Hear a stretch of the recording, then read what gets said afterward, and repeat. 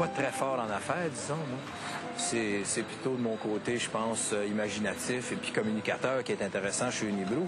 Tout le côté administration, gestion, je lui laisse ça, il le fait tellement mieux que moi. Sinon, on serait en faillite depuis longtemps. Alors, je me suis lancé dans la bière en 1990. Lorsque certains microbrasseurs sont venus me voir, j'étais à la tête d'une entreprise pour les aider à résoudre leurs problèmes de distribution de bière. J'ai fait une étude très, très rapide au niveau du marché. Je me suis aperçu qu'il y avait un potentiel énorme. La proposition que je leur ai faite n'a pas fonctionné avec eux, mais j'ai quand même décidé moi-même de me lancer directement dans la bière à ce moment-là.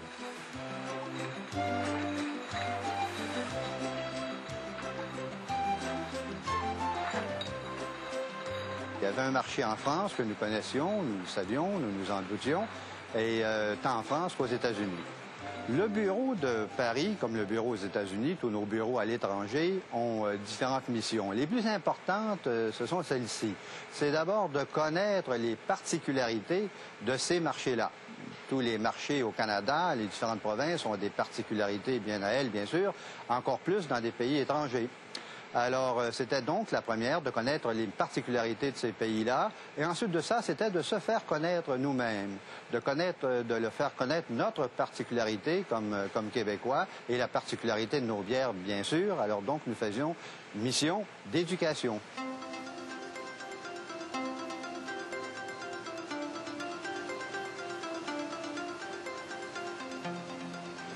La distribution de nos bières ne se fait pas, en tout cas aux États-Unis et en France, par nous-mêmes.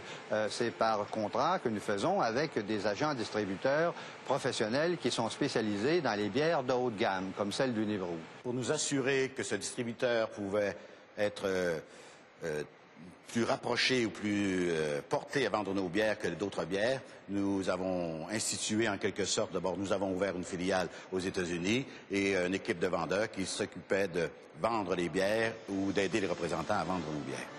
Dans le cas de la France, il y a une particularité qu'il faut souligner. Celle-là est peut-être la plus importante. C'est que le fait que les brasseurs sont propriétaires, soit de l'équipement dans les bistrots ou les tavernes qu'ils ont là-bas, ils sont propriétaires de l'équipement et puis quelquefois des murs. Alors il y a donc un contrat d'exclusivité qui se fait avec le bistrotier et ça rend la tâche du brasseur étranger très difficile de pouvoir pénétrer ces marchés-là. Alors, on se devait de contourner cet obstacle majeur. Et la façon dont nous l'avons fait, ça a été d'abord de convaincre le consommateur de la qualité de nos bières. Nous n'avons pas utilisé des techniques de persuasion, de marketing ou de grand budget publicitaire. La bière parlait d'elle-même. La bière avait son propre attrait. Et les consommateurs qui aimaient cette bière le demandaient par la suite au supermarché et aussi au bistrot, bien entendu. En fait, ce sont des bières tout à fait spéciales, de type champenois, des bières qu'on refermente en bouteille, qui ont une durée de vie très longue, qui sont complètement naturelles et tout à fait spéciales, un peu comme le vin ou le champagne. Nous avons réussi à vendre au supermarché, d'abord en convainquant par la qualité de nos bières le consommateur. C'est le consommateur qui allait aux dégustations et qui rencontrait nos bières dans les différentes foires, qui se disait, mon Dieu, voici une bière qui est très bonne. Il allait ensuite au supermarché, demandait cette bière ou demandait au bistrot et demandait notre bière.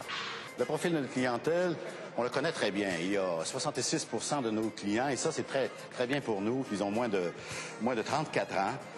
35 % de nos clients sont des femmes, contrairement à la règle générale dans l'industrie brassicole où on retrouve à peine 16 %. Et plus de 78 % de nos clients ont au moins 15 ans de scolarité.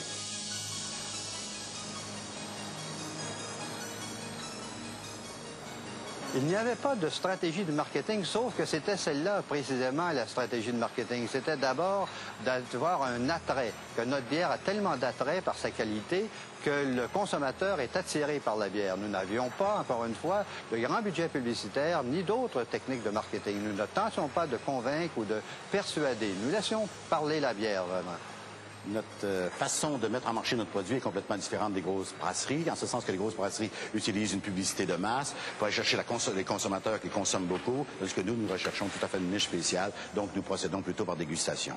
Si j'ai un conseil très humblement à donner aux Québécois ou aux Canadiens à exporter, moi je vous dirais, s'il vous plaît, n'essayez pas d'exporter un produit similaire qui existe déjà dans les autres pays, faites quelque chose de différent.